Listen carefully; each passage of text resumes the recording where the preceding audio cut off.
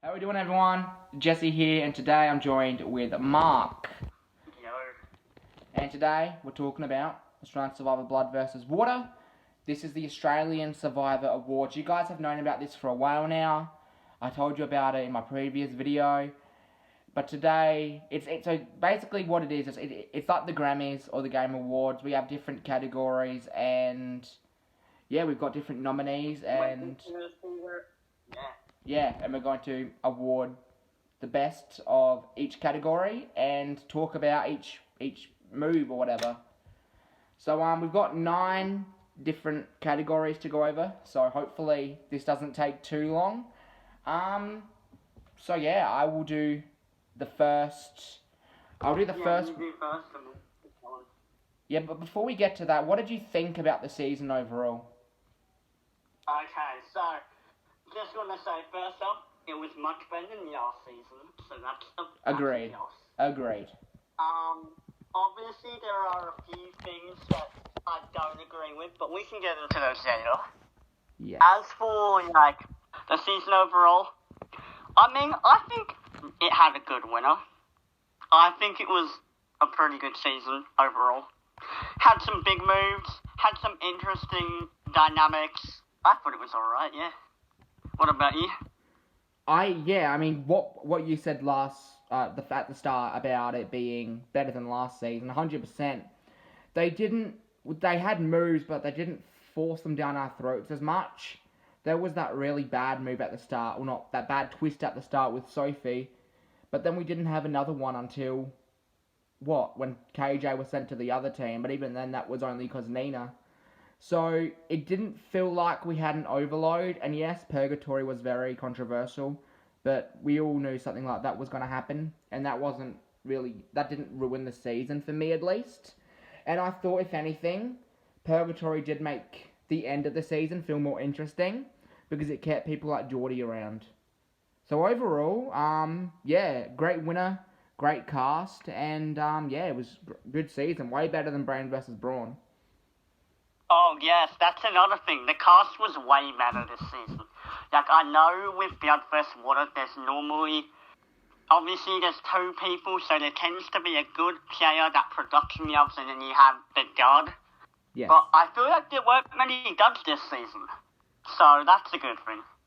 Yes, the only gripe I could really say with this season is not being able to share the screen time around, but that's always been a problem with Australian Survivor.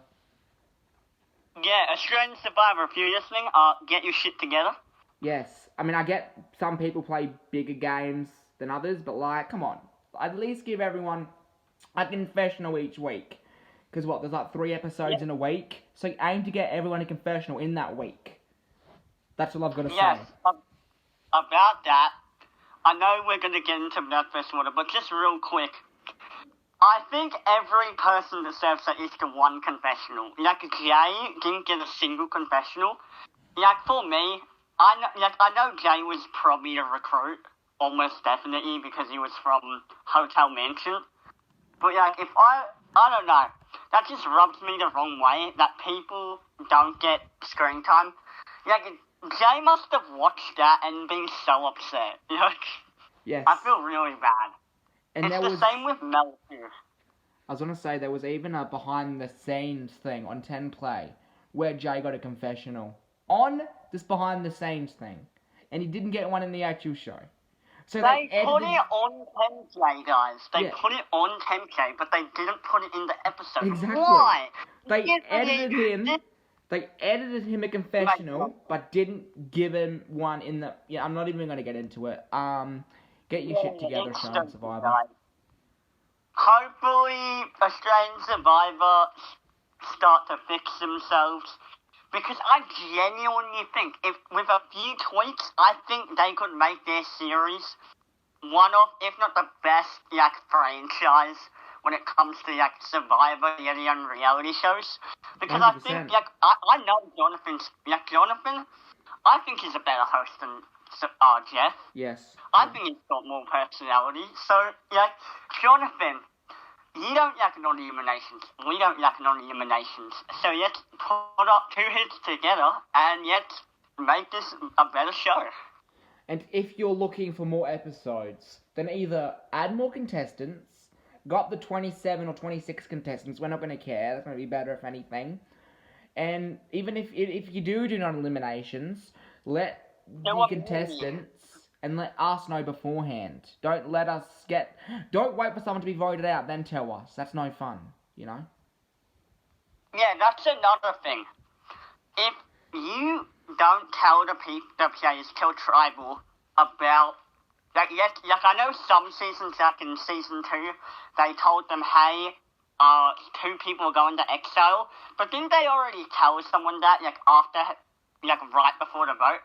That could change the whole game. One vote could change everything. Exactly. So not giving the players the information they need, that's crucial, man.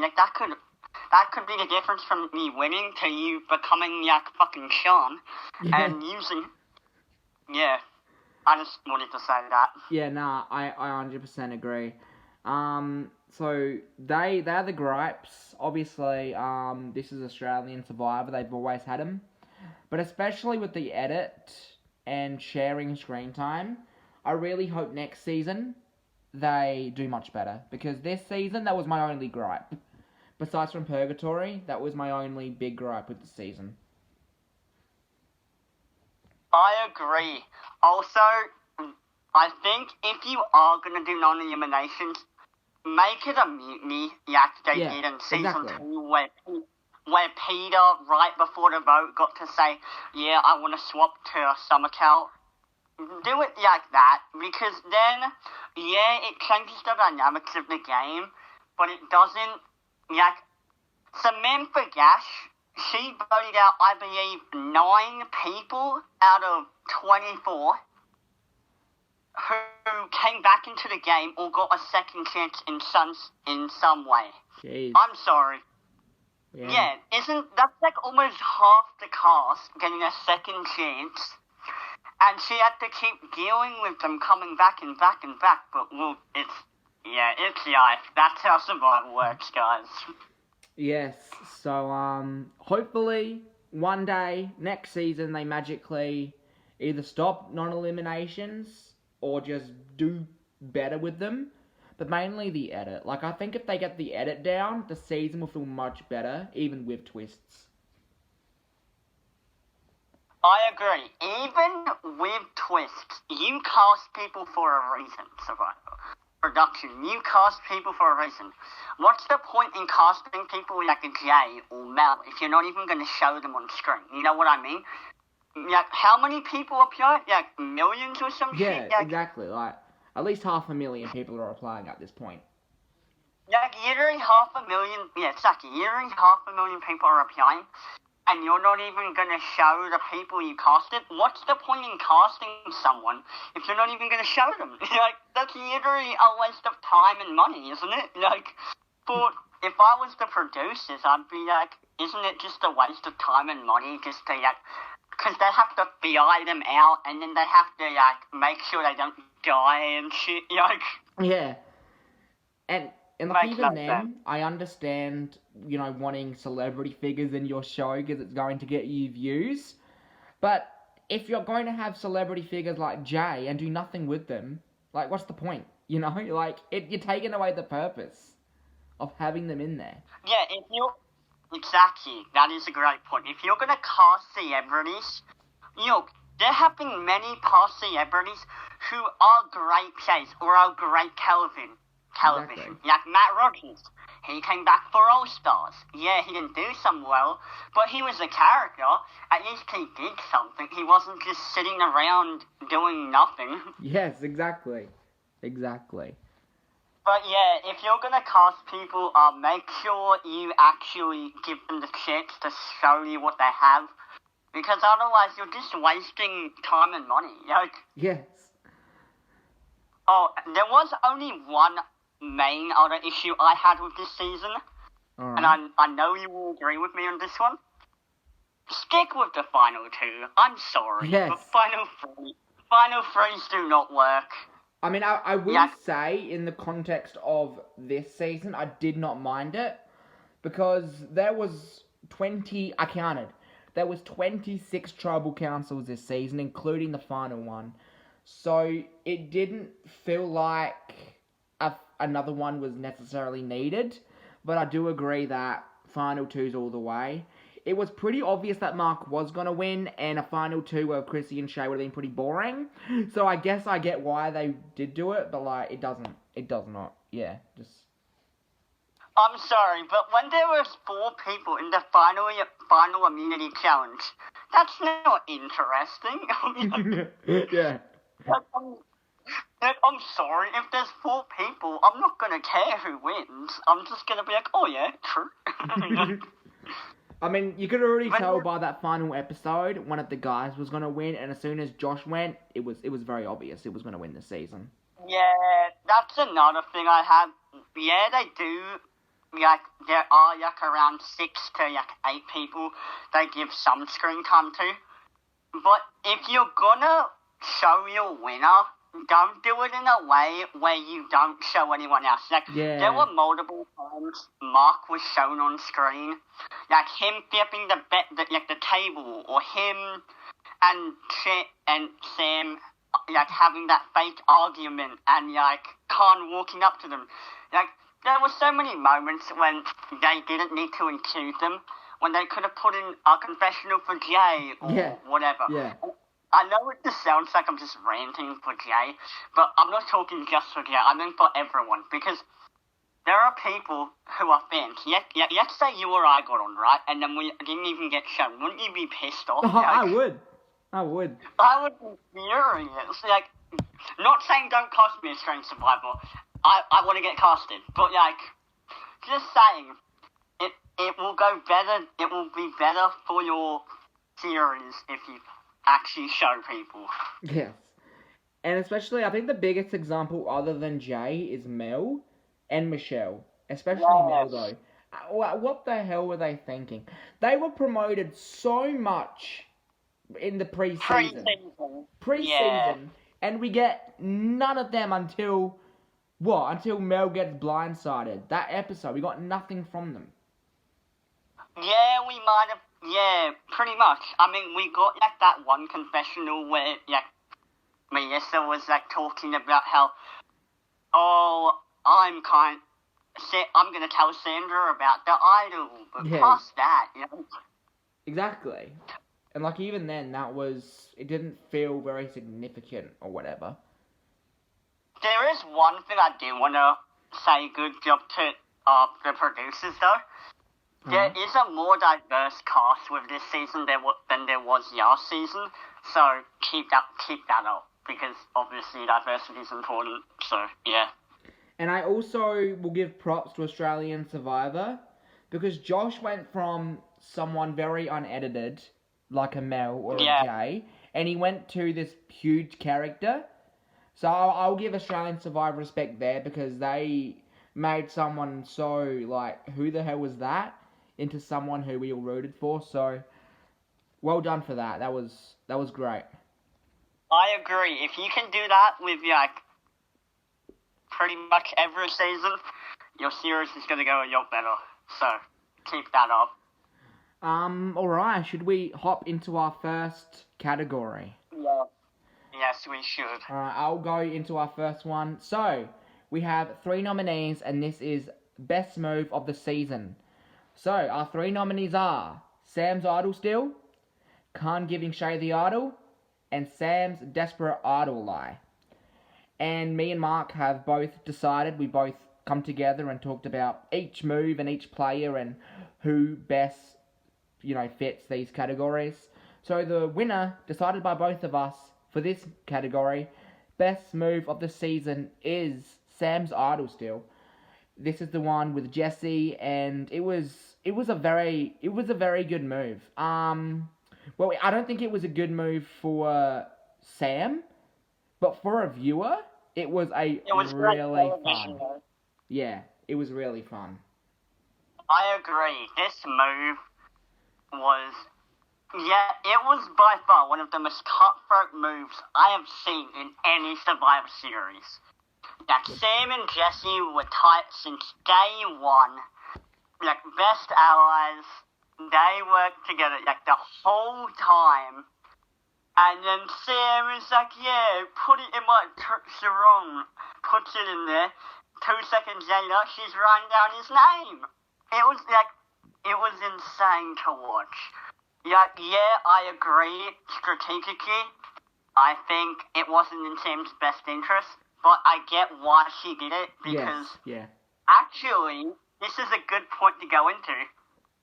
So I met Sam Gash from Australian Survivor around 2 weeks ago. Yes. And she told me some interesting information. So I'm just gonna drop that here. Yes. I did tell you guys that we had some Sam Gash gossip. So go ahead. Spill the tea. Oh, all right. Okay, so let's start off with why no. Okay, so I know everyone's wondering why did nobody ask Sam to empty her bag once they go back to tribal? What Sam told me, because she came to my school, what she told me, she told me that the reason why nobody asked her to empty her bag once they got back to camp, because if you guys don't remember, she openly said at tribal in the episode, I will empty my bag at tribal council. So she said that they went back to camp. I don't remember who was voting out. Oh wait, no, it was Jessie. Yeah, I'm pretty sure. Yeah, she went back to camp, and then nobody checked their bag. The reason why nobody checked their bag was because as soon as they got back to camp, Geordie accidentally said that Jesse went home with the idol because he was flustered.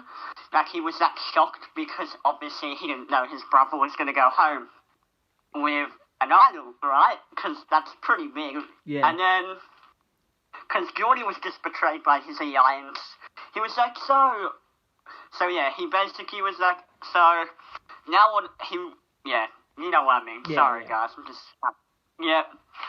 And then, yeah, so that's why Geordie wasn't believed, because Sam... Oh, fuck, Maya. Sorry, Jess, I'm having a spank. Fuck, I don't know what I'm saying. Fuck. Okay, sorry. Yeah, that's why Geordie wasn't believed, because he fucked up. He basically said, oh yeah, Jesse doesn't have the idol. So no one believed him, and everyone thought he was just making it up after, because he denied it for the rest of the night, and then the next day he said, when he's on the bottom, it looks sketchy to everyone else. Yeah. Sorry about that one, guys. I know that was really awkward. No, because that's really interesting. Because now that you've said that, I don't get why they didn't show that. Why did they not show that? That's a big piece of the story that they've cut out. That's really weird. Yeah, I don't get it either. I don't get it either.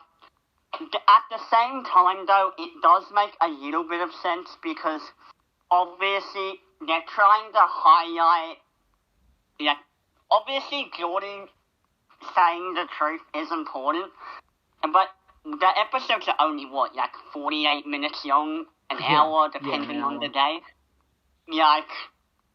It makes sense why they didn't show it, because to Mark, who ended up winning the season, it has no relevance to his win at all. It didn't affect him at all. Yeah. It didn't affect what happened in the future, so I get why they didn't show it because of time. But, if you have stuff like that, Strange Survivor, show it, because that's important. So, it made everyone else look really dumb.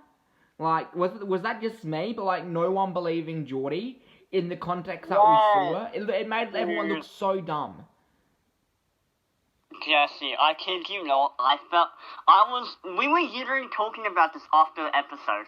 Yeah. We were literally so, triggered, because they didn't say, because from our perspective, if you don't have that information, they just look like idiots who, weren't even trying to play the game. It baffles me that a Strange Survivor left something that big out of, the episode, let alone, the jury reveal. They didn't show that on 10K or anything. So, yeah, it makes you think about a lot of things. It does. Now, should we talk about the other nominees and why we nominated them, or should we just move on to the next category? No, we should talk about it. I bet people are curious. All right. Now you were the one who was most, wanting to do the Khan giving Shay the idol. Why did you, why were you so? Why did you think that was a big move? Okay, so obviously there were a lot of interesting Shays this season. Some that didn't benefit people, but we can get to that later. The reason why I was so pro on Khan giving Shay the idol in episode 2 was because from Khan's perspective, he wanted Brianna out, right? Yeah. So, and everyone knew that Brianna and Shay were on the bottom. It was clear as day that one of them was going home, most likely Brianna, and he gave it to her, and then I don't know if they had this in the episode because I watched the episode. I only watched that episode one time. Yeah. So you're gonna have to correct me if I miss any information.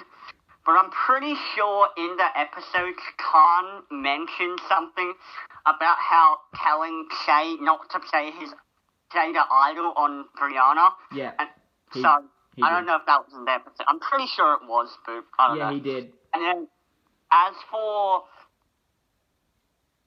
you guys saw, if Khan had kept the idol, Khan would have had an even bigger target on his back because obviously you guys know later Khan gets an idol at the summit with David, half an idol that can form a super idol. Yeah. So that's why I was so pro, because as we've seen time and time again in Australian Survivor, especially this season, people are very anti-idols, you know what I mean? Yeah, As soon yeah. as Khan found out he had an idol, everyone jumped, everyone said, everyone was like, King Khan, we gotta dethrone him, we gotta, cause chaos.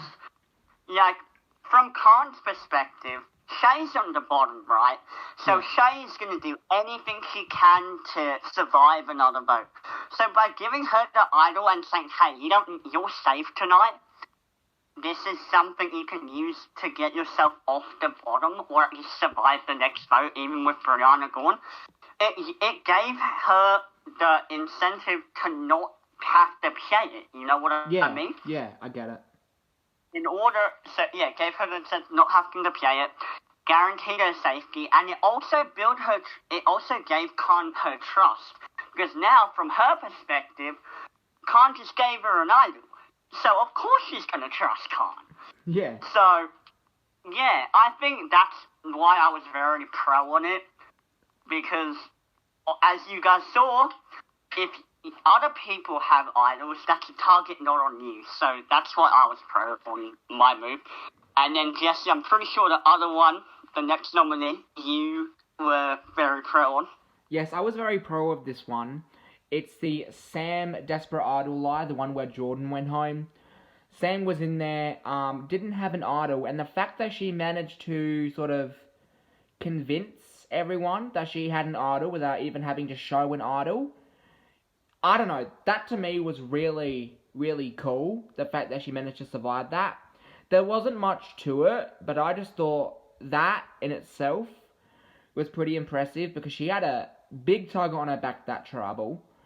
And we know that the intention of that trouble was to get Sam out, and they had the numbers to do so, and they still failed to do it. So that's why to me it was a very impressive move, and that's why I'm so, on the side of it.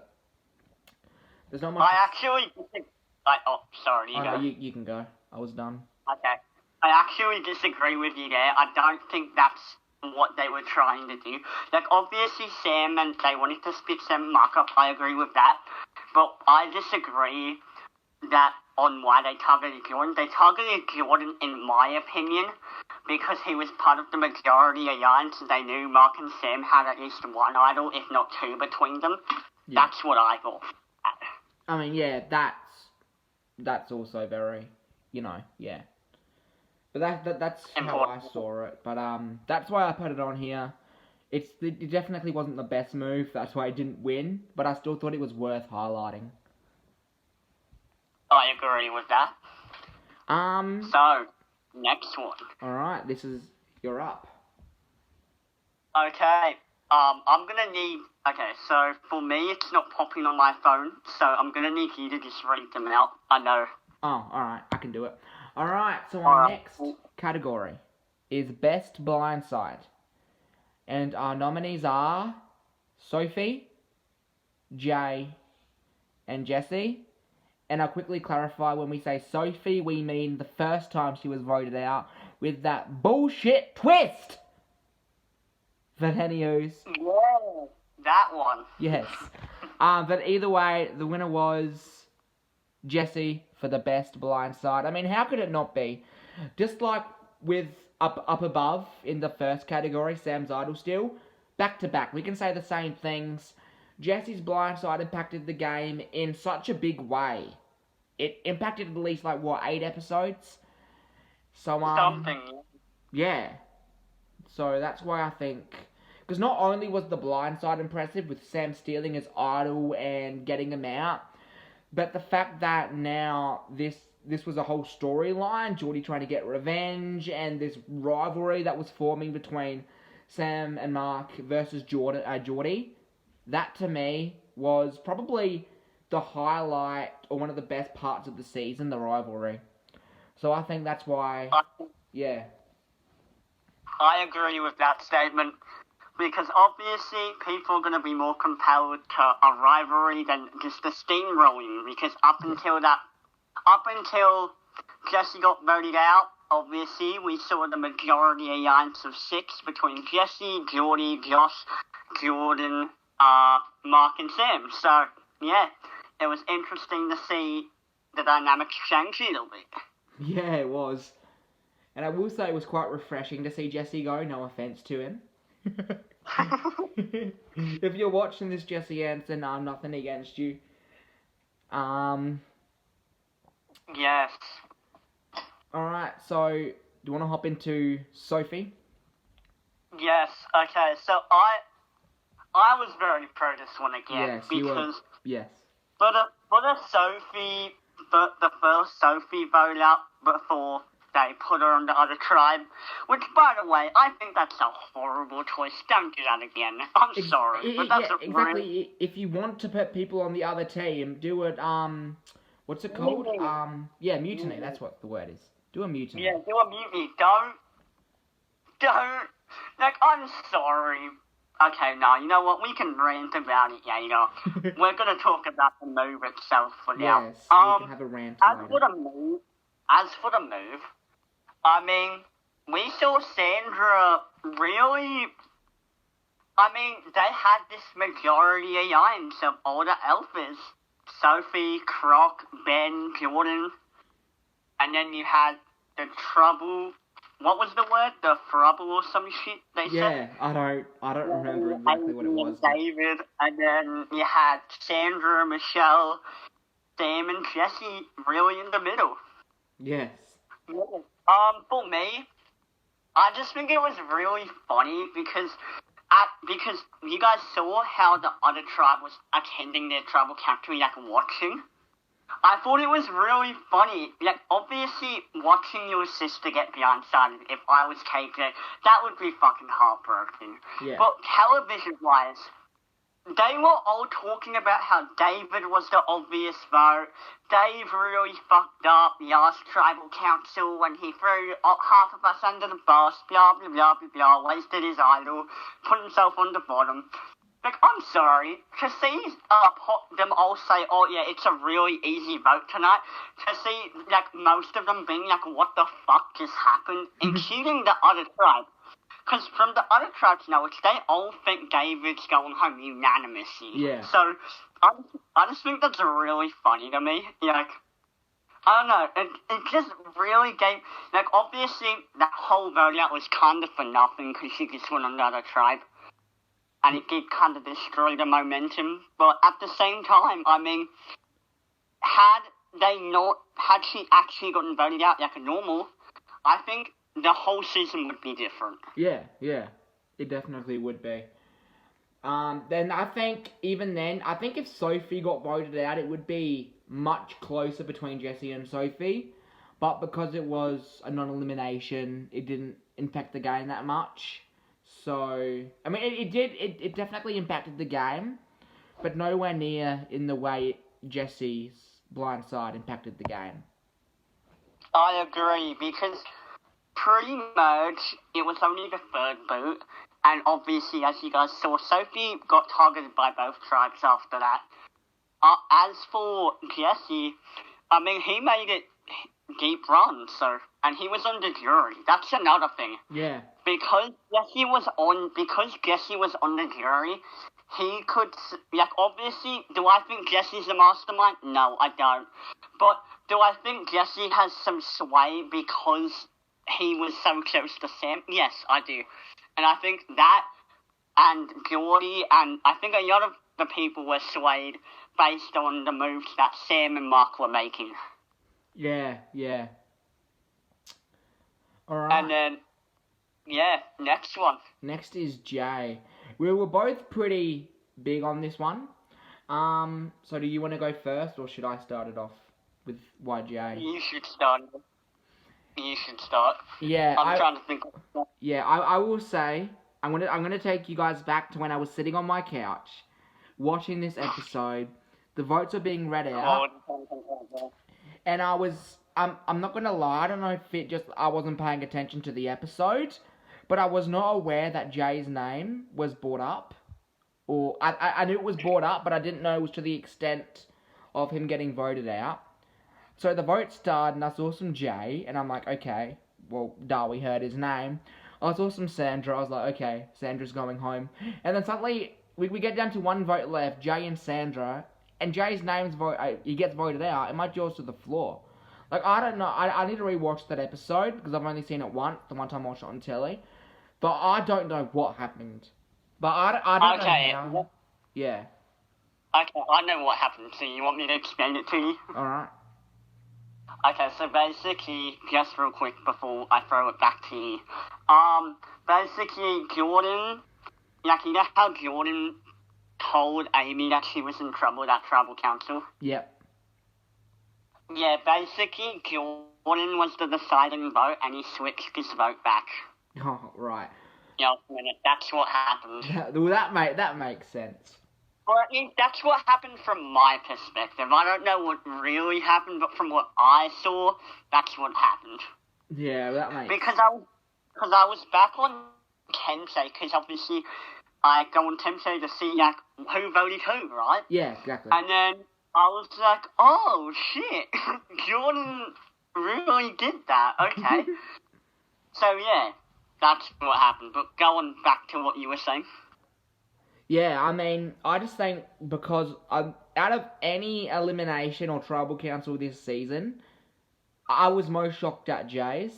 And even I was blindsided, and I should know what's happening, you know? So, I think that really shows how big of a blindside it really was. But I don't think it beats Jessie, because it didn't leave that big of an impact afterwards. Yes. Also, I don't know if you heard about this, but apparently part of the reason why Jay got voted off was because Ben and Jay had a rivalry in some sort. Really? That's what I was told. Well, why did they not show that? They did not show that on TV. I don't think they did. No, they didn't. That's what I saw. Why did they not show a Ben and Jay rivalry? You could have given Jay something amazing with 5 episodes or 6, however long. I don't know how big their fight was, but all I know is there was a fight that went down outside of the episode, and they didn't show it. So yeah, that's upsetting. Shine Survivor, you really got to show these things. You know, a celebrity is in a fight, man. Like, come on, what do you want? Like, this is ratings. Exactly, where's the paparazzi at? Yeah, come on, guys. So, that's all I've got to say about Jay, if you've got anything to add. give him one confessional. Yes, you know, even if you bring him back, I don't care. Like bring Jay back. He didn't Give do him much. first boot. Exactly. Give him first boot for like, hey, give him a fucking confessional. No. Because, yeah, he went through the whole application process, even if he was a recruit. He went through a lot of stuff, like training, tests, like, he went through a lot of things. Yeah. Like, okay, don't, like, just show him. Exactly. And I will say, I think Jay possibly would have been in a better position if Alex didn't quit. And I think that if that didn't happen, that Jay would have been edited in a much bigger way. So I do think part of the reason that Jay was so undermined is also because of Alex getting most of the screen time between both of them, you know. I agree. Also, because Jay was voted out right after Alex, I think because they were like trying to show Mark, they just showed Mark's connection to Alex. Yeah. So that's why they didn't have a reason to show Jay, because Jay and Mark didn't have any interactions. Yeah, they never talked, so that made, yeah. I think that's why I think he wasn't really shown. Yeah. And just he was voted out right after Alex. So it is kind of like, I don't know how to explain it, but it just kind of ends their chapter, if that makes sense. Like, yeah. Yeah. Alright, let's move on to the next category. This is a really fun one, but I think you'll know the answer to it pretty straight away. We won't have to talk much. Most robbed pre-merger. Our nominees are Alex, Nina, and Amy. And obviously the winner is Nina. Very absolutely robbed. I couldn't even imagine being in that situation. She was sitting in such a good spot, and she was easily in merge, easily, no doubt in my mind. And to be taken out in that way sucks. Like, a medical evacuation is the one way you don't want to go out. It absolutely sucks. And what's worse is being the daughter of a legend, and then having to vote your mum out, and then having your dreams cut right after. Exactly. That has to hurt. Like, yeah. I felt so bad for Nina. I genuinely felt her pain through the screen. Legit, man. I legit think I shed a tear. I was that upset for her because you could tell her passion and love for the game. Like, it was really upsetting to watch. Oh, and because Nina got screen time too, they built her up as a character, and then they just crushed her, and I was like, fuck, man. Could you imagine if she made merge? I think she would have had a massive impact. It's such a shame. It really is. Easily, I think Mark's road would have been a lot harder. Yeah. Because Nina literally acknowledged multiple times through the season how big of a threat Mark was. Yeah. So I think shit would have happened. Damn, wasted opportunity. But yeah, bring her back for second chance, or fans first faves, All Stars 2, whatever the season is. Bring her back, guys. Yes, we will talk about a most likely to return category later. So I want to save all my bring her back for later. So I'm just gonna say nothing. Yes. Understandable. And then next up, another nominee. Obviously, we had Alex. Alex went out on an almost as bad term. You know, even if Alex did stay in the game, he wouldn't have made it very far. Let's be real for a second. If you can't perform in challenges, you can't keep yourself safe when it comes to merge, you're not providing physical strength for the team, so you're basically just like a real life, you know, a real life doll. You're not doing anything. So that's another thing. It's not just challenges, guys. You have to also remember they're living outside with only a few things. Exactly. Right? So what? If you have a tribe mate, but if you have a tribe mate who's just laying around or sitting down, like all day, Yeah. I'm not gonna lie, that would hurt your situation. Yeah, and in episode 1, when Andy said he wants to get rid of Alex for challenge strength, I was really like, what the hell, Andy? But, you know, I guess it kind of made sense in the long run because Alex wasn't getting better. Here's my thing with it. I think you shouldn't vote them off first just because they got injured. Yeah, exactly, yeah. Nina even said it in the episode where Andy went home. She literally was like, I don't want to get injured and then get voted out. Yeah. I'm just, Alex is a fan of the show. He is. If you're gonna get injured, day 2 or something? Day 3? Day 2, the first challenge, yeah. Think about this, guys. Alex stayed, an extra, 10 days or something?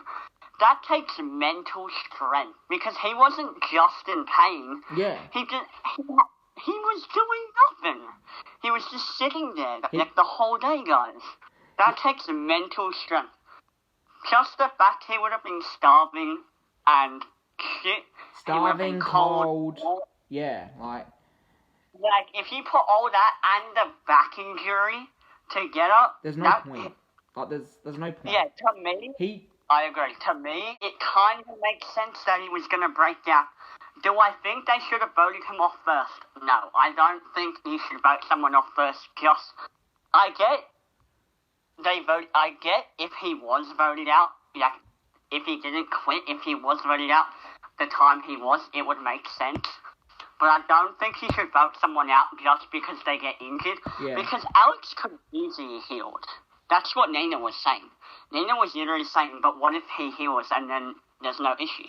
Because for 2 episodes, his pain was healing, wasn't it? That's what I thought. Yeah, we thought it was healing, but then it just got shit again, so I get why. Yeah, he I agree. I don't think you should vote someone off based on that stuff, but in a strange, here's the misconception about the whole should we vote people who suck at challenges off. What people need to understand is, in a strange Survivor, it's a lot more physical. Yeah. The challenges, the play, it's a lot more physical. Literally, Jonathan, I kid you not, he made probably 30 jokes about Sandra sitting on the bench in US. Yeah. It is a lot more physical than US or New Zealand or whatever season you're watching. Yeah, exactly. So, not saying that I'm going to go out there and vote weak people off, because I wouldn't say I'm the strongest member in my future tribe either, but I wouldn't want to be the strongest. Exactly, you don't want to be the strongest, but you don't want to be the weakest at the same time. You want to be, sort of in the middle. Yep. But I understand why Andy made that claim, because it's the new season, it's the second time Andy's playing. Andy doesn't want to be first, boo. Yeah. How embarrassing would that be on your second time playing? He made it to the merge last time. So of course Andy's going to say, oh, it's not me, it's him, do him, because it's the easy vote. So yeah, it makes sense to me why Andy was pushing for... I definitely don't vote Andy for that. I definitely don't. Yeah, I get it both ways. I understand how Alex might be not the most useful in challenges, but at the same time, Alex is a number. And if he's on your side, he might be injured, but, I mean, numbers do count. Alright, do you want to move on to Amy? Because I know you were very advocate about her. Yeah, so I know you were a bit confused about why I said go Amy. Okay, so here's my thing. Obviously, pre-season, it was very, will Amy get out of Khan's shadow? When Amy found the idol, I literally told you after the episode, I think her chances just increased by a lot. Not because she found the idol, but because Amy started getting a lot more screen time, if you have actually noticed. Yeah. Like, Amy was the one saying, oh, Sandra is sketchy, Sandra's doing this, me, Dave, and Jay are really tight, blah, blah, blah. Yeah, from my perspective, Amy is kind of like, what's a good Survivor player to compare her to? Maybe like a Pia. From like season 4, if you give her enough room, like, she will do something. Yeah. Yeah. That's what I was rooting for her, and also, like, with everyone else, she was badly swap screwed. I'm pretty sure wasn't it just her and Dave? Wait, I'm pretty sure it was just her and Dave in the minority with Sandra, wasn't it? Yeah, it was, yeah.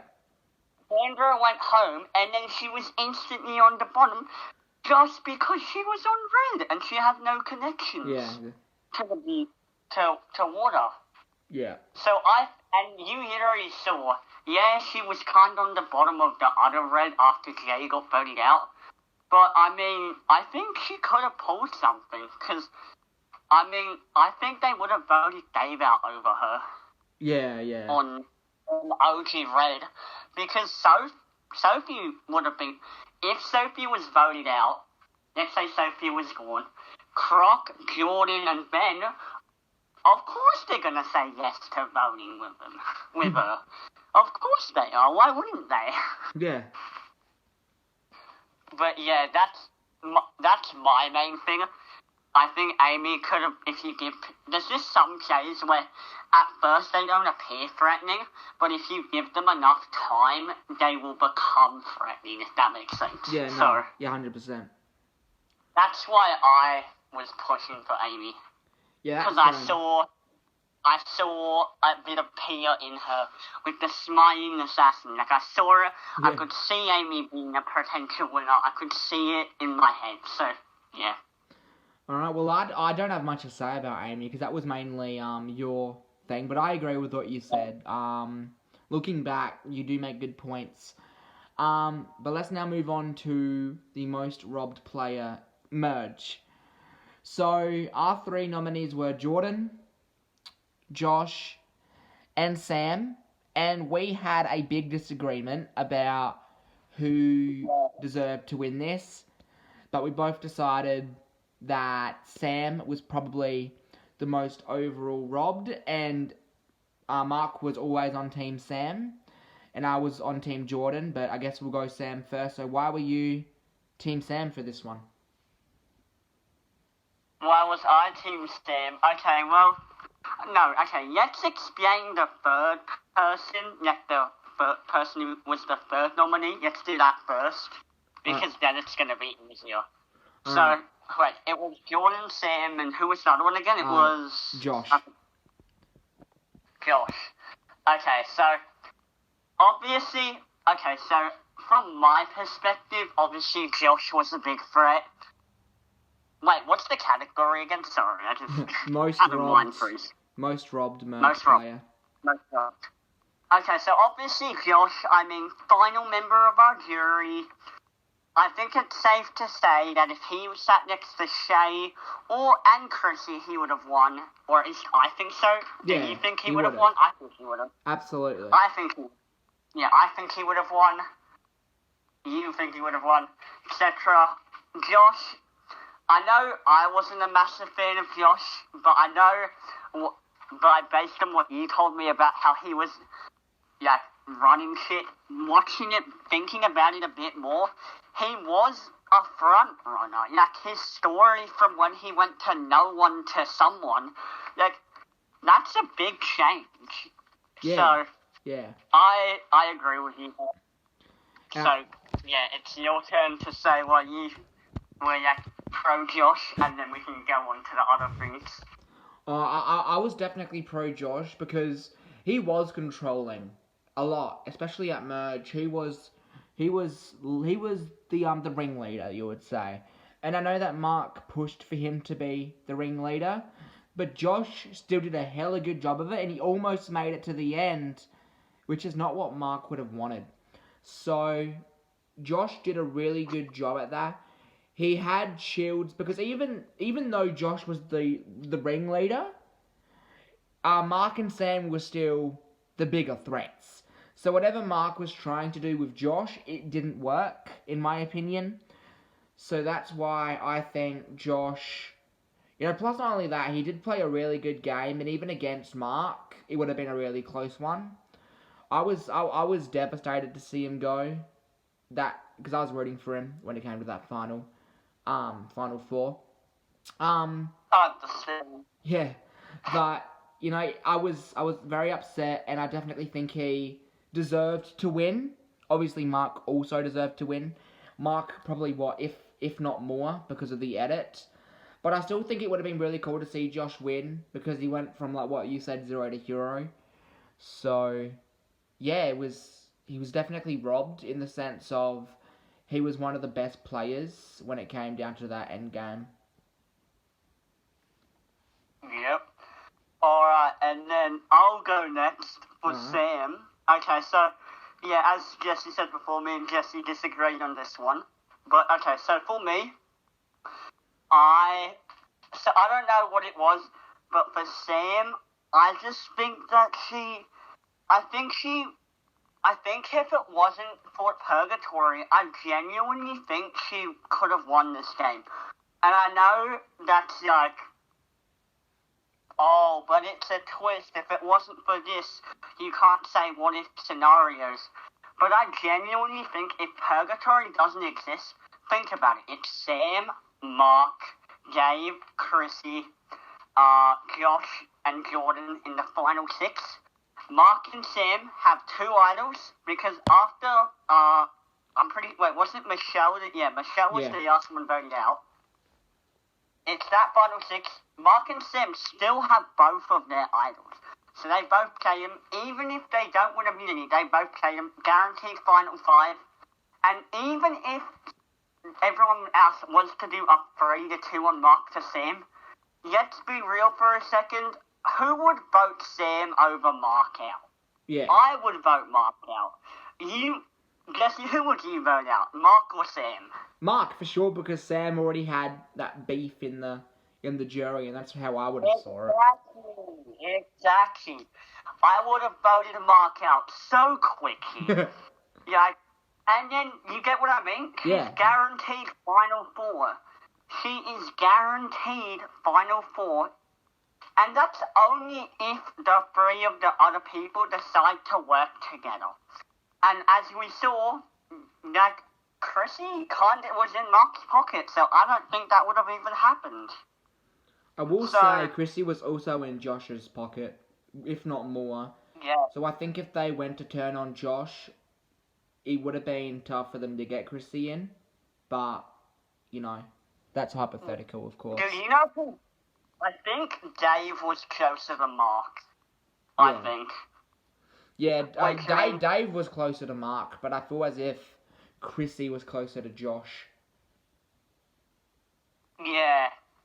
It really would have depended if they were... Because let's say it is a Final 3, right?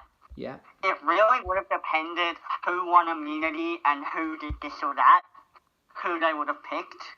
But overall, I mean, I think if Mark gets... Okay, so let's say, obviously, Dave... Okay, so let's say Jordan gets voted out 6, because Jordan...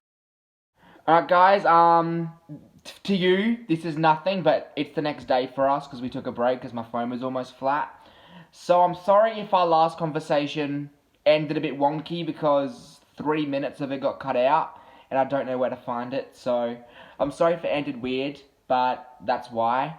But anyways, we're going to move right along, and now we're up to favourite player, but myself and Mark are doing this a bit differently, because we're each going to state top 3 favourite players, so, or whatever, however you want to do this, because I've got 3, and I think you've got 3, so, do you want to do this? Yeah, do you want to do this like nominations or just say our top 3 in what order they are? We can do it with nominations, yeah, why not? Alright, do you want to kick it off or should I go first? You can go first, because I'm just looking for it. Alright, so my top three favourite players this season. So for mine, my nominations were Khan, Josh, and Geordie. And my favourite was Josh. He was my favourite player this season. It was very close between Josh and Khan. Pre-merge, my favourite was Khan. But then after Khan got voted out and Josh was starting to, be in the spotlight, because as we discussed yesterday or earlier in the video for you guys, Josh went from zero to hero. So, I mean, the fact that they did that for Josh, that was something I really liked. And I was just rooting for him because when it came down to that end game, he was definitely probably the most deserving that was still in. And I was rooting for Josh probably more than I was rooting for Khan at any point in the season. So that's why Josh is at number one. Khan's a close second. If you saw my first few recaps, which I did do, I was a big fan of Khan.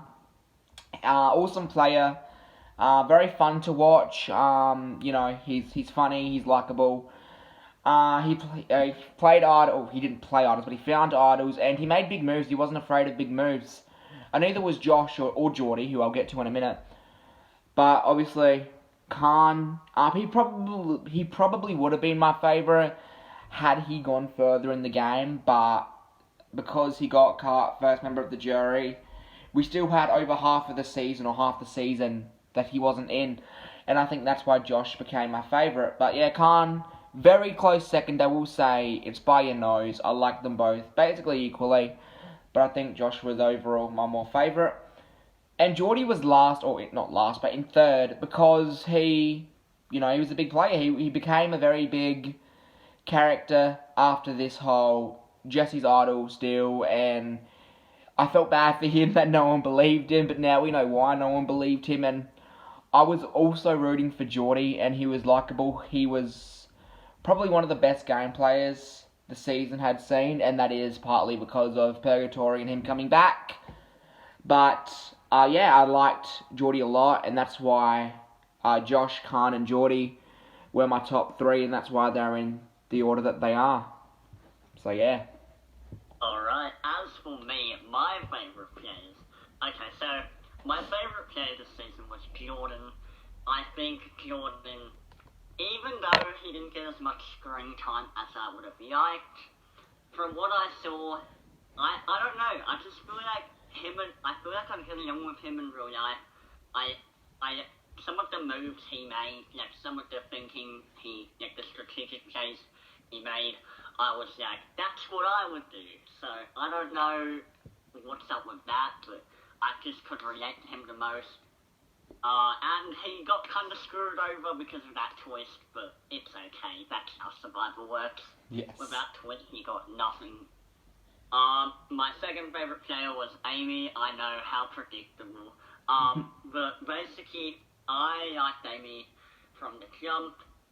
Surprisingly, I don't know what it was, but I don't know. She just reminds me of a lot of good players and a lot of I don't know how to describe it, but when I think about Amy, or when I think about the way she would talk about the game, for me, it interested me. I don't know about everyone else, but for me, I just liked it.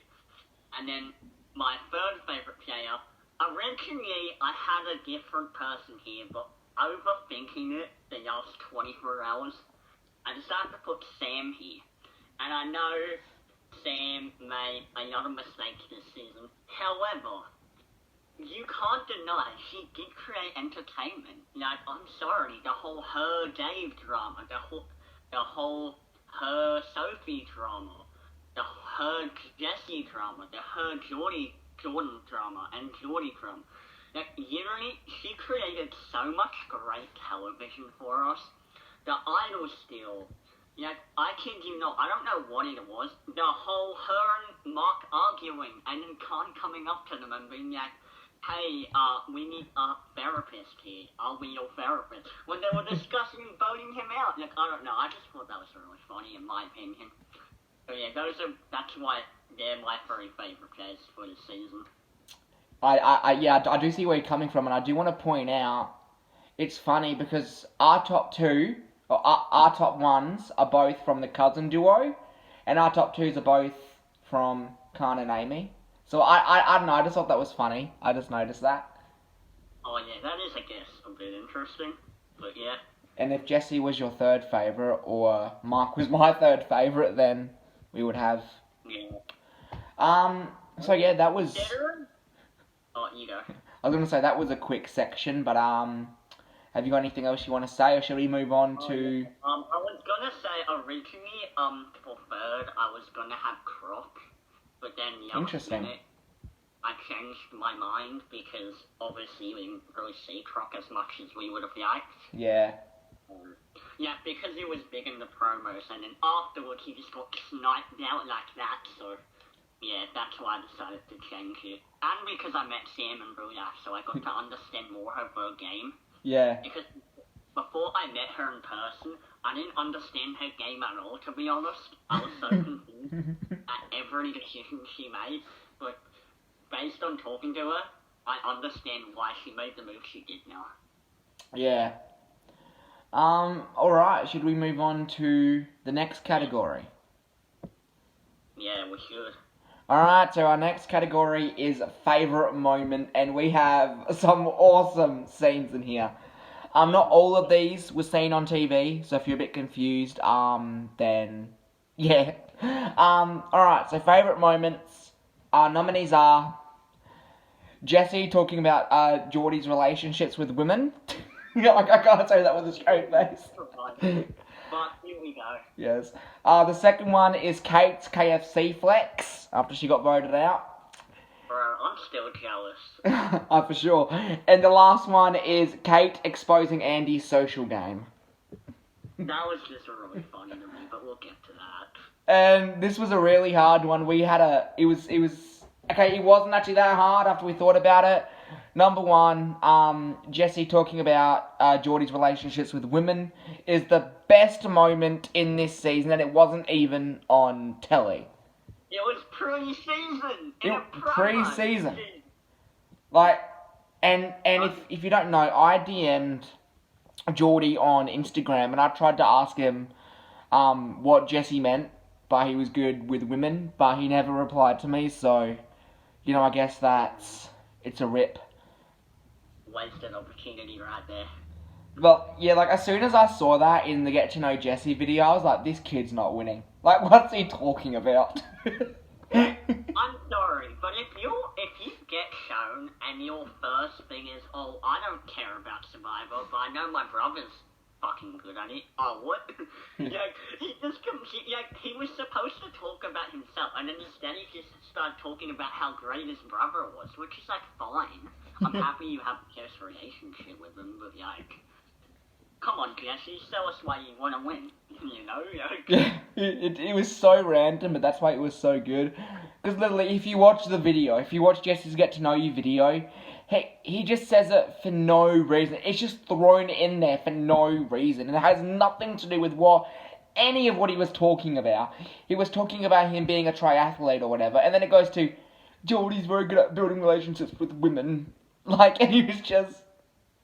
Yeah, it was really fucking random, but it was the best part of the season, so it's okay. I'm really hoping when he did the interview out there, he said it out of context. That would have been brilliant. Jesus, I just want to look at, I wish I got the footage of Jesse outside of, just that camp, just on a day. Yeah. A random day. Jesse talking about Geordie. That's just really funny to me. Alright, let's talk about the next one, which is Kate's KFC flex. They're hungry out there. They voted her out, and she wanted revenge. In the most biggest way. So she flexed that she's having food. Brilliant. She went from an angel to the devil in around 10 seconds. I mean, hey, if the girl wants KFC, give her KFC, man. So. She just walks back onto the beach eating KFC. Yeah, just behind the cameras. Oh, someone should edit. I might do it for a video. After Kate says that she's having KFC, then I'll go to them with the KFC reward, because I think there was a KFC reward. And I'll just, like, edit them eating. I don't care, I love it, whatever. Oh, yeah, do one of those. We can make our own ad of KFC. Yes. And then instead just put Kate editing, saying, "Oh my god, I love it. I'm gonna go eat KFC now." And the next one also has to do with Kate. This also was not in an episode. It was pre-season in Kate's Get to Know video. Kate exposing Andy's social game. It was kind of in, it was kind of in episode 1 a little bit, but mainly in a Get to Know video.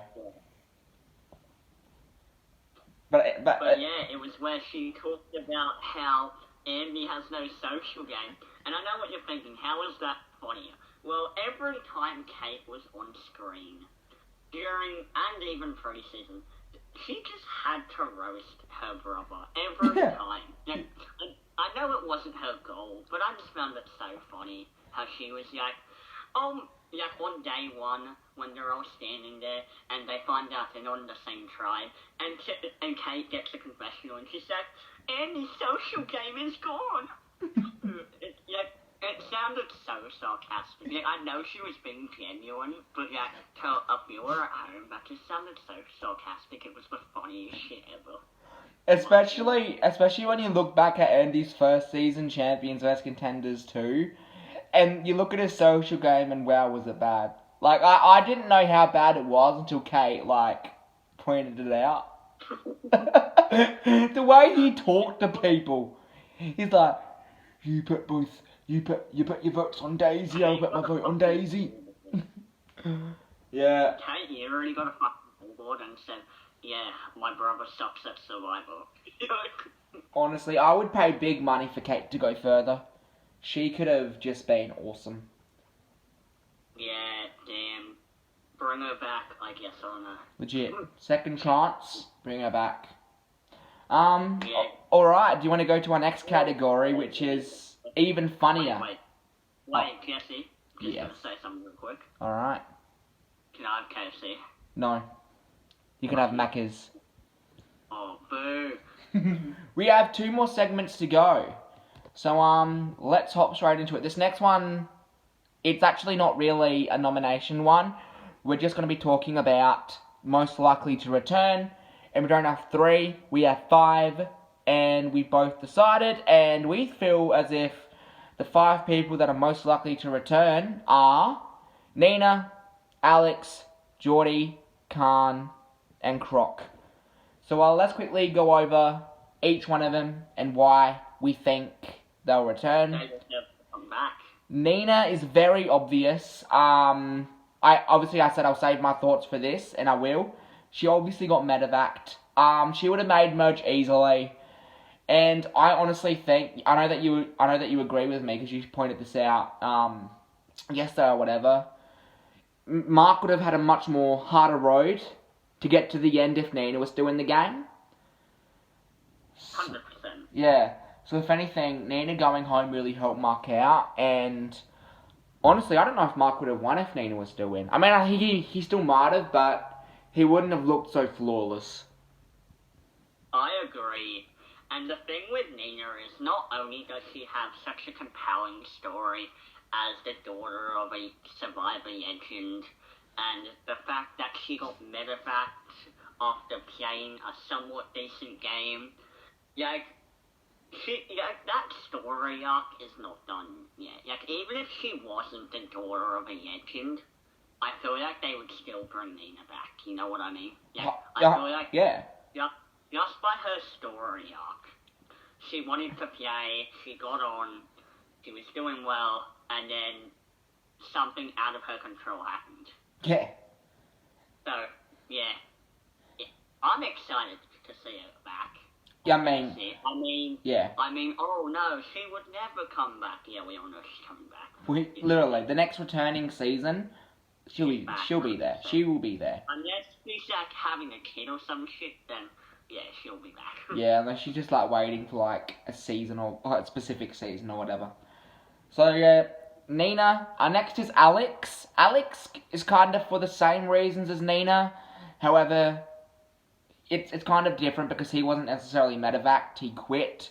But it was because of an injury. And we both said how we feel about it. I think earlier, yesterday we did.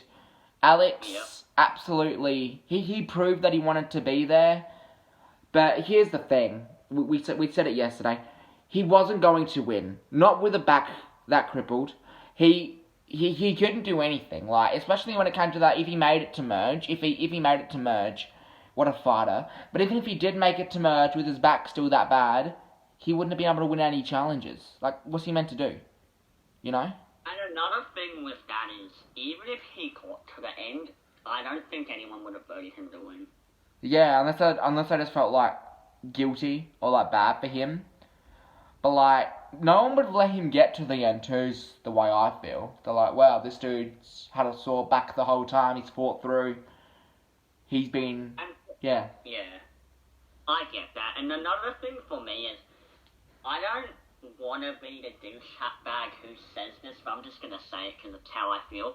It's a Yolyak Biek from last season, where they were like, her mum died, and then afterwards they were like, oh, she's going to win if she gets to the end. And I think a lot of that was because of that situation. Yeah. And I think that, even though obviously this is completely different, I feel like it would be seen in the same sort of manner as people would just feel bad for him and vote for him to win. Yeah, yeah. And like, I know since Alex is a fan, he doesn't want to win that way. He wants to win the proper way, you know what I mean? Like, he doesn't want to get given shit just because he got injured. Alex is the type of dude who wants to fight and earn it. Yeah, and also just considering and just remembering the fact that he's a super fan, for him to quit something he's always wanted to do must show how much pain he was in. Like, yeah, that's another thing. I know if I was in pain, I know if I was Alex, I would try to stay out there as long as I could. yeah. So I can just imagine how devastating it really was. Because remember, guys, this is just an edited TV show. Alex could have had this dream for like decades. Yeah. And to have it cut short in a way like that, yeah, it's devastating. I felt bad for him.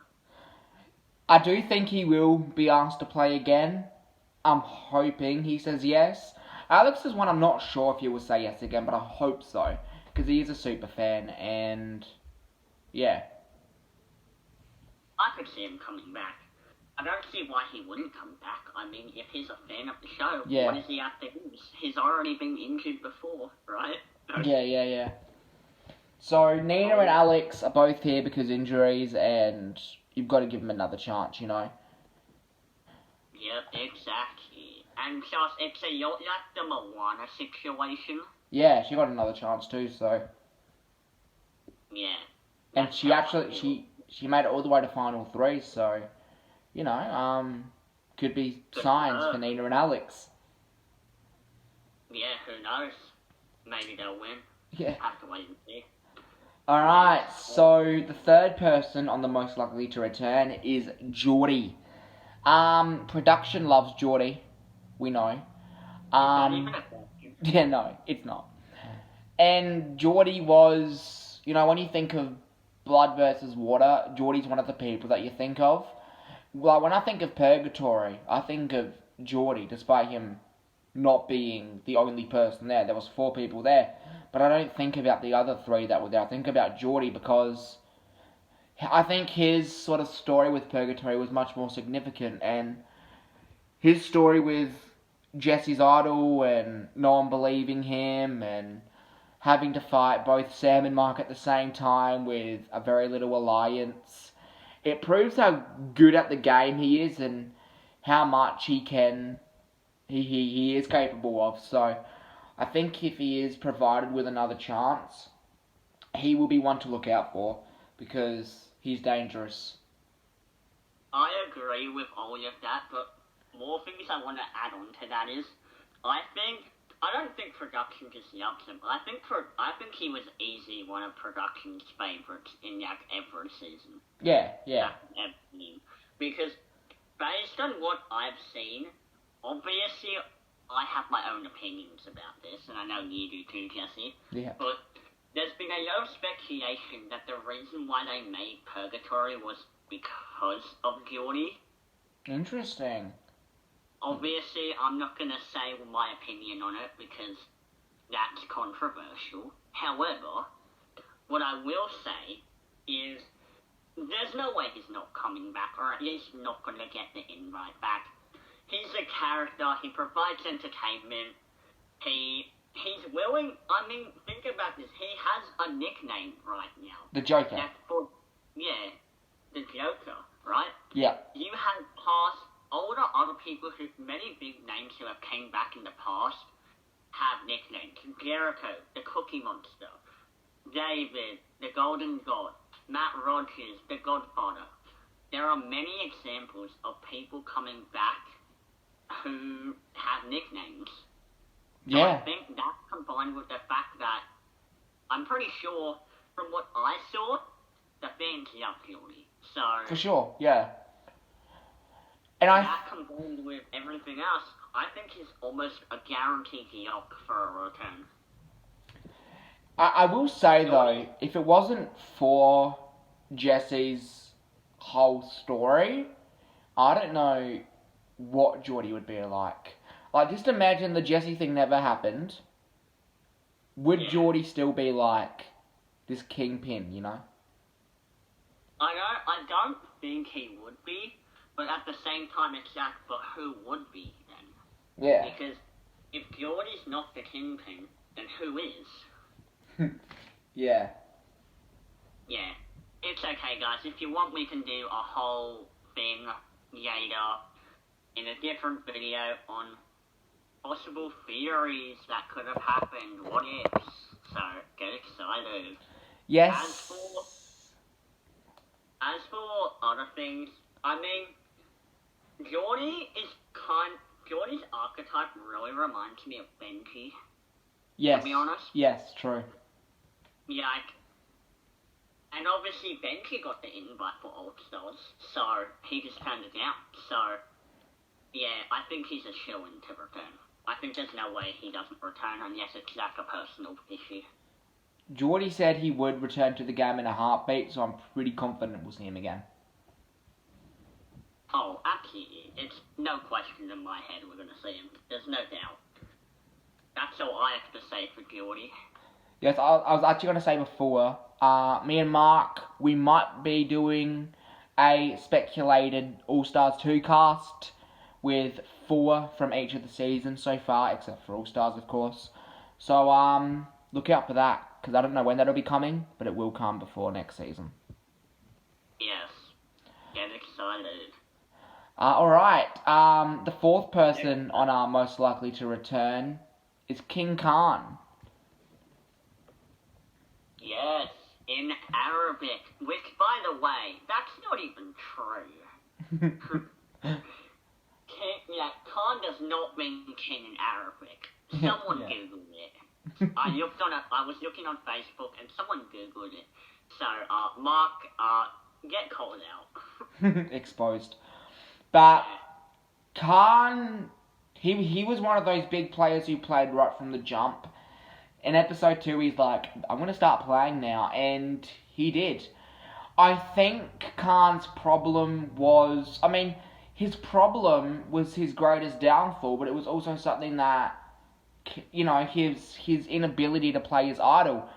It kept him safe for so long because his instinct was right most of the time. He didn't need his idol.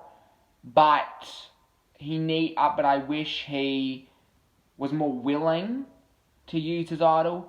And I think if he comes back again, he's definitely going to be way more willing to, be more risky and, do that sort of stuff. I agree. My thing with Khan is, I really liked his dynamic the entire way through. Like, obviously, it was kind of obvious that he was going to have a downfall, because from, like, episode 2, I believe it was, Yeah. they really set him up to have a downfall. But I just think Khan's story arc is really interesting. He gives away an idol, he gets an idol, he doesn't have to play it for the rest of the season. I would say probably his best ally in Sam blindsides him. Like, I don't know, I think that's an interesting story arc. And also, I think it's really funny that him and Amy both had idols at the same time. Yeah, that's true. And didn't even know. They didn't even know until after the season. Well, yeah, after the thing was recorded. Yeah. I think that's kind of funny. So yeah, I mean, I've said basically all I can think about Khan. He was definitely my favourite when it came to pre-merge. And if he did make it further, he probably would have been my favourite. I was rooting for Khan until he was eliminated. And I know I'll root for Khan again. If he comes back, I will root for him. In whatever season it is. So, bring back Khan.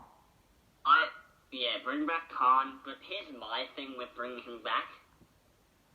I'm not gonna. I don't think he stands a chance if he returns. It really depends who he's up against. Because he has the ability, in my eyes, in my opinion, he has the ability to hide himself and not make himself look so threatening. Like, that's something I picked up from him. Also, didn't that dude make fucking tacos on television? Yeah. On Survivor? He made fucking tacos. What a legend. Yes, absolute legend. Yeah, actual, what a king. We stand. Khan's not in MasterChef fans and faves, so I'm very upset. Wait, he's not? Okay, we're gonna get the machete. I'm assuming it's because Survive was filmed around the same time. But Khan is like the best MasterChef character of all time, so where is he? It's because they don't want an obvious winner. That's Oh, what it is. of course. I mean, if he can cook out there on an island, he can cook in a freaking 5-star restaurant. So, even MasterChef and Australian Survivor, if you're both listening, bring back Khan. Yeah, bring back Khan. 2023. What a future. Yes. Alright, and our final person, I think you were much more sort of advocate about Croc coming back. So, yeah, tell me your mindset. Okay, so obviously, pre-season, they were really highlighting Croc. I mean, which is, like, obviously an issue looking back because he didn't really amount to much. But I definitely think that he could amount to stuff if he returned.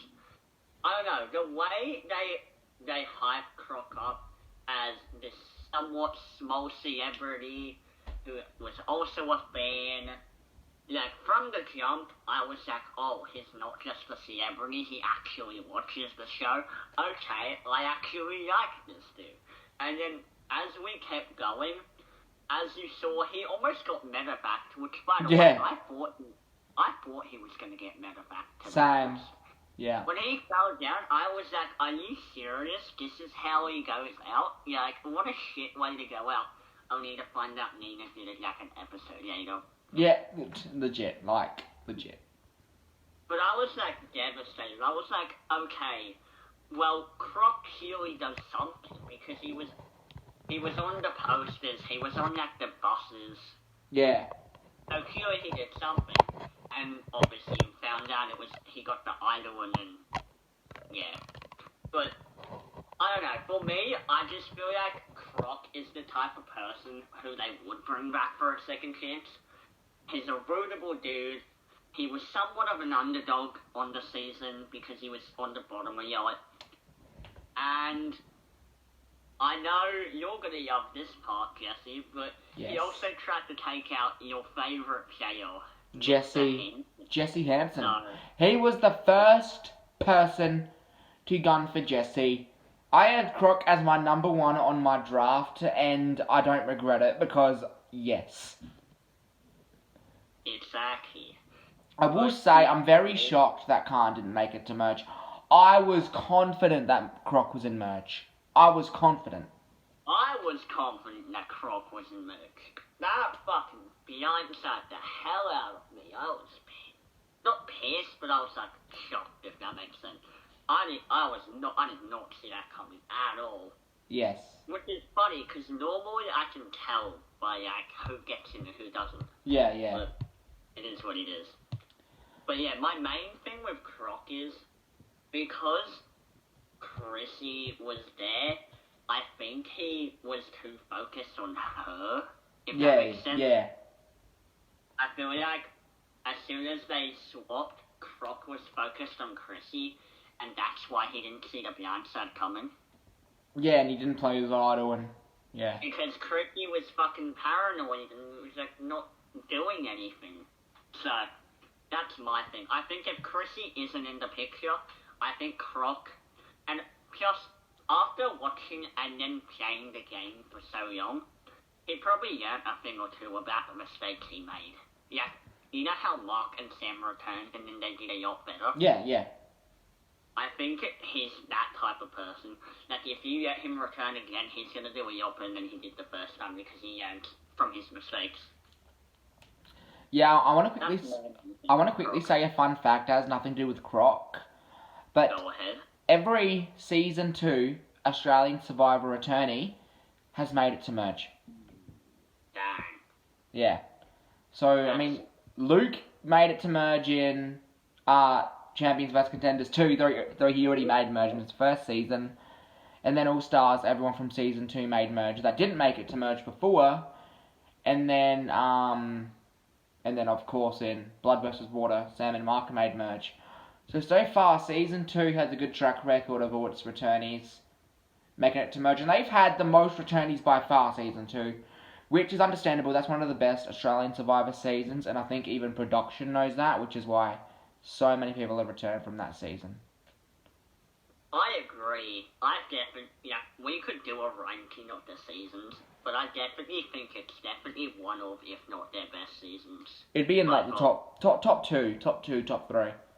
Yeah, we can make a debate on that in the future. I think. But yeah. I was going to say Season 2's had like 10 returnees, I think, and all of them have made merge. On top of everyone who made merge the first time, so there's probably only like 5 people in Season 2 or whatever that haven't made merge at all that have never returned. I don't know. I'm not going to do the math. True.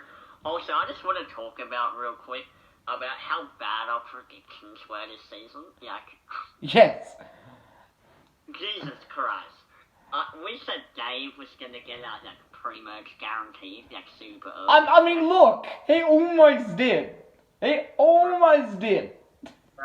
Dave really trying to trigger us, hey. Dave really said fuck you, and then just kept on going. Yeah, honestly, going into the season, I thought Dave was just going to be kind of annoying. I wasn't going to like him. He's going to be an early boo. He proved me wrong. Juicy Dave, very entertaining. I would not even mind seeing Juicy Dave come back for like an All-Star season. He didn't play an All-Star game by any means, but he's very awesome, so I wouldn't even mind seeing him again. Also, Jesse, you won the draft, so... I did. I'll put on screen right now in the video what the draft results were, because we kept score in points, and I won by 60-something points, I think. So that was the draft. So yeah, now we're only down to one more category, and then we can finish this video after we have our final thoughts of it or whatever. This is the granddaddy of it all, Player of the Season. Alright. We have 3 nominees, which are Mark, Sam, and Josh. And of course, the winner is Mark. He won the game, but he was also very smart. He played very well. Yeah, I agree. I think Mark kind of steamrolled this shit. Yeah, He did. From pretty much the start, I would say, he was in the core majority on his original tribe, and then he started making the decisions. And I know in the episode, the first episode, they edited it as Nina's move, but if you look at the final tribal council, there was a little part where they snipped in and Nina, as in when they were talking about the Andy blindside. Yeah, I noticed that. So, to me, that just looks like they're just trying to give Nina some more credit. Not saying that she didn't help in the blindside. I think she definitely did. But I think it was mostly Mark's move. Yeah. And then, obviously, we got a lot of different scenes from Mark this season. We got scenes of him helping during the challenges. You got the scene of him flipping the table, or like the bench. You got the scene of him and Sam making a joke about Khan hugging and shit. Yeah, we got a lot. And you got a lot of good scenes that really helped Mark out. Yeah, I was going to say, because I'm going to go back to editing for a minute and editing gripes. You could tell in those final few episodes, they showed massive cutscenes of Mark and him in the army and stuff. They gave nothing to the others. It was very obvious that he was winning. And they gave a lot of attention to him. Yes, yeah. They definitely highlighted a lot of things that he really would never need to know unless they won the season. Yeah. Like, there were some things that you were like, oh, okay, that makes sense. Why they would show that for that character. And then there was just like a bunch of other scenes where it's just like, okay, this is like the 7th time you're talking about your relationship with Sam. So clearly there's something going on. Yeah. And then, go on. If you have something to say, you can say it.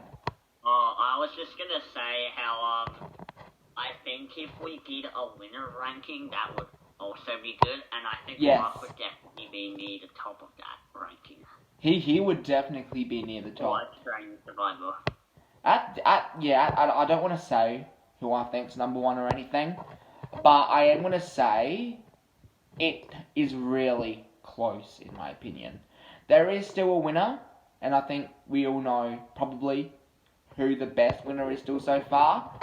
But it's okay. Yeah, but I think one day we will get better. I agree. Yeah.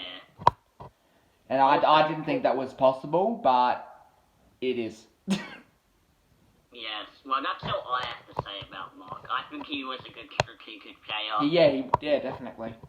I do think there was a few mistakes he made, but it's alright. For the most part, he played well, so that's all. All you really need to do is win, so it doesn't really matter how many mistakes you make as long as you win, right? Yeah. Alright, let's move on to Josh. And I wanted to go back to the editing, because I was going to say this before.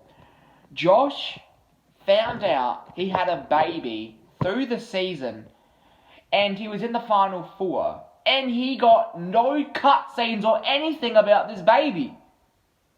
Like, come on, like, if don't make it so obvious, please. Like, I was rooting for Josh, give him something. Don't just be like, mark this, mark that, mark everywhere. Like, give Josh some stuff. They're in the Final Four, they deserve some credit. Yeah, damn. It's hard, you know, because for me, at the start of the season, as you saw, Josh was a no one. Josh did literally, he got no screen time, and if you weren't a fan of the show, you probably would have been who the fuck is he?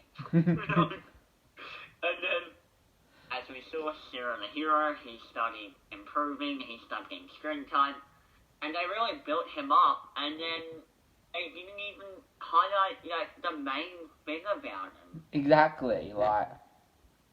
I get that, you have limited screen, you have limited time, but if, you really, the whole point of the TV show, obviously it's to win, but from an entertainment perspective, is to make good television, right? Yeah. If we know who's winning from episode 4 or whatever it is, then that's not good.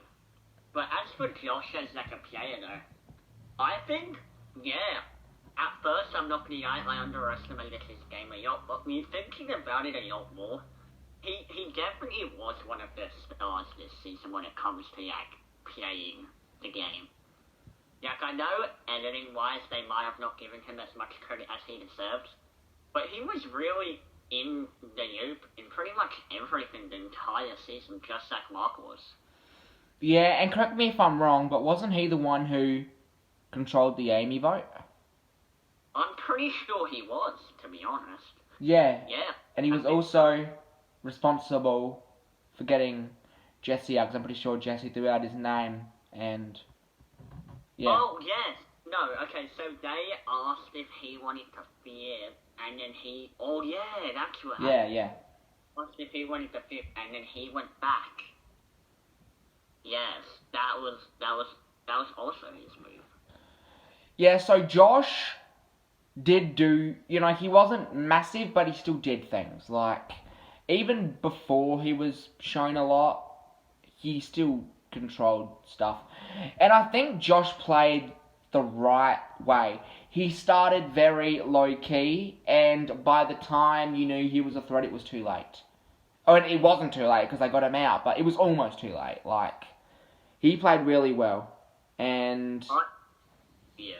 I think... I also agree with that, but what I also want to say is, yes, it is somewhat bad that he wasn't shown early on, but if anything, that's also a good thing. No, if anything, I benefit him for that, because the edit was exactly like his game. He wasn't acknowledged at all in the show with the people, and so there was no need to show him. And then when he was a threat, we saw him. Like, I prop Australian Survivor Fat, like I said yesterday. I prop them for that editing decision. I don't care that we didn't see Josh from early on, because it just made Josh way better when we did see him. I agree with all of that, but I also want to say that I think there's a lot of a misconception about, oh, Josh didn't do that much. Here's the thing, Josh clearly did something right because he wasn't mentioned as a target early on. So clearly he did something right. Like, for the majority of the season, Josh wasn't a target. Yeah. It wasn't until, like, early merge that he was even mentioned. Yes, that's... So clearly his social game was pretty dang good if you're not even mentioned as a target, from what we saw, at least. Yeah, I was just going to quickly point out, he was in that before Purgatory, he was in that top 6, and I think he was sitting pretty good in that top 6. Yes, I think, and another thing with that is, I think if he gets to the end next to Jordan, he easily beats him. Yeah. And even with the way the season was going, even with the whole Purgatory and Jordan and Sam going out back to back, if we just think about Jordan and Sam going out, Josh ideally is in the best position. Yeah. Yeah, if you think about it, because he has that relationship with Chrissy, Mark is tight with him. Like, I think if only a few things went differently, I think Josh would be the winner right now. I don't want to say I wish he was, because I think Mark was very deserving, but I would, even if it was for a day, I do want to be in a universe where Josh was the winner. I think it'd be sick. Yeah. Honestly, if he was the winner, I think he would definitely be, I don't know, in my top 2 in terms of favourite winners. Maybe even top, I don't want to say top 1, but, like, it's very close. Because he would be higher up than Mark is for me. Because I liked Josh more because of his edit and how he played. He played better than Mark in my opinion, but, yeah. That's what I really have to say about Josh. I really want to see Josh again. I really do. He wasn't in the top 6 that we think, or top 5 that we think will return. But I really hope Josh returns. Out of anyone in this season, besides from maybe Khan and Nina and Alex, I would love to see Josh. Yeah, I think that's, yeah, true. Yeah. Or maybe. I think the most interesting part about Josh's game, and I know this sounds so cheesy, but I think him voting KJ at every fucking tribal. That was iconic. I'm sorry, that was so funny to me. Every fucking episode, I was like, what the fuck? Who the hell voted KJ? That was funny. I don't know if he did. I don't know what his plan was. I don't know if he genuinely thought KJ was going every single time. I think for one of them at least, he did it because of an idol split, but I might be wrong on that. The other times though, I don't know what he was thinking. Maybe it was a strategy. I don't think it was a bad strategy because it kept KJ paranoid. But yeah. Yeah, I have no idea what it was. I just wanted to highlight that because I thought it was interesting. It was. And if Josh and KJ ever return this season, he better continue his KJ votes. Yes, keep it going. Start the rivalry of the next season. But there is one more thing I do want to mention about Josh before we keep going. Alright. I do think it's interesting that other than Mark and Sam, they were the last duo. Yeah. And then Jordan. And I think that really shows something. I don't know how to explain it, but I think it really says something about Josh's game. That he was able to swap tribes with his year-old cousin, who are tighter than most brothers, and they weren't a target. But when Sandra and Nina were on the same tribe, they were a target. So I think it's really interesting that they got to play 1/3 of the game together. Yeah. And then, 2/3 of the game together, and they weren't targeted for that. Yeah, that's all I have to say. Thank you all for watching. Yes, thank you all so much for watching. Hopefully you didn't mind. Sorry about the cut that was in the middle. Hopefully I can edit around that and a few more edits I'm going to have to maneuver through. This is going to be a long upload, so I'm sorry if it takes a couple of days to come out. But, I mean, the season's already been done for, like over half a month. So yeah, that's all we've got to say. So, any final things you want to say? Subscribe. Yes, subscribe. And if you have any sort of video ideas, let us know below. Anything that have to do with Australian or even American Survivor. I know this channel is mainly Australian. But if you have any American Survivor videos you want to see too, I'll consider them. We can consider them. So, yeah. Oh, and there is one more thing. We will be making a server very shortly, so... Yes, we will be creating a Discord server for you guys. So yeah, that's it. Thank you all so much for watching. Subscribe, like, and comment down below what you thought of all the awards, who you would give them to, and, your favourite player, and once again, what other videos you'd like to see. So other than that, thank you so much for watching, and we'll see you later, so take care.